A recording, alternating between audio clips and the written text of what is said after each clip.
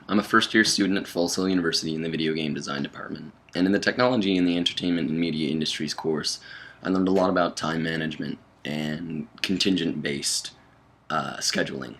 I learned a lot about professional networking and how it works within the industry. Specifically, social media is incredibly important for video game designers to have sort of a pristine digital image of yourself.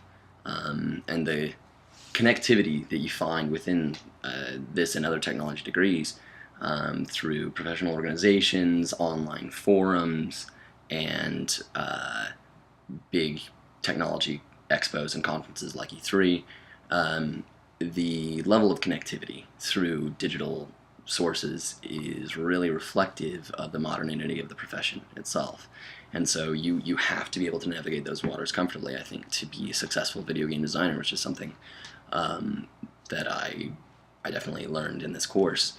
I also learned a lot of very specific vocabulary to the industry. There is an enormous amount of technical jargon that comes along with this profession, more than I was able to I couldn't say by the end of this course that I have like a full comprehension of every last bit of vocabulary that comes with it, because it's enormous. But it's excellent to start to build that knowledge base, because I'm learning about terms from that are going to be involved in programming when I don't yet speak programming languages. I don't yet know how to write code or anything like that, but I'm still going to have that much greater of an understanding when it comes time to learn those things. So it's a great way to build your base, as well as to create a mission statement, which is one of the assignments in the course, to have a focus and know what you're going to plan to do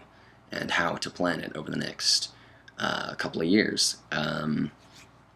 So as I looked at industry websites, not just for video game design majors, but for other disciplines like computer animation, I kind of got to compare and contrast and see that what I was rewarded with was ultimately that when I looked at the video game design forums and watched videos that showed like a day in the life of the video game designer, I was really reinforced in my decision to become a video game designer, because the people that I come across are so similar to me. They're, I'll be like reading a forum and I'll like read something someone says and their sense of humor is just nerdy, like mine or whatever, and I feel like these are my people. This is a good choice. And as interesting as some of the other disciplines were, I didn't necessarily find that level of connectivity, which was exciting for me to feel like I made a good decision. And in order to apply this or keep applying it, like, it's a practice. I think that a lot of the resources, a lot of the tools, for instance, that are made available through Microsoft, that I found out during this course, there's an enormous amount of tools they make available to students at Full Sail or other universities for free while you're a student. And I don't know how to use all those tools. Like right now, most of them are incomprehensible to me, but they're there, and I can now begin the task of like reading about each and every one of them. And the place to do that are the websites, the industry websites that we looked at in the course.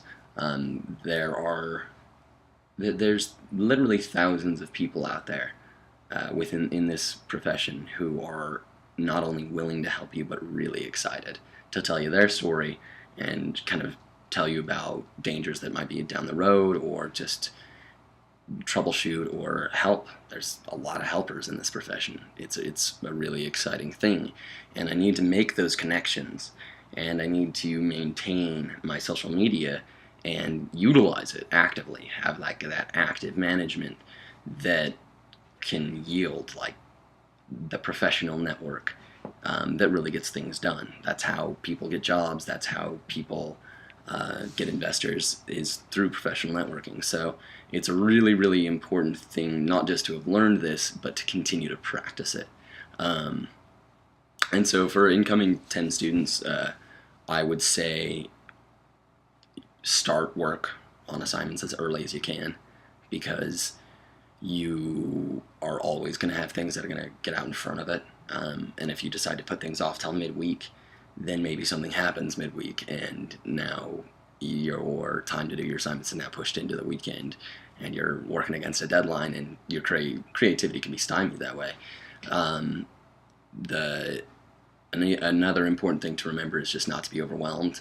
I think personally, when I first looked at any of the websites, I thought, "What, this is just too much," and um, I felt like I didn't understand it right off the bat. But that's not necessary. Um, you just kind of want to be immersing yourself in this big, huge world that you've now entered into as a student at Full Sail, and just let it kind of wash over you. You don't have to understand absolutely everything you come across, but get what you can out of each resource that you collect, and remember to have a good time with it.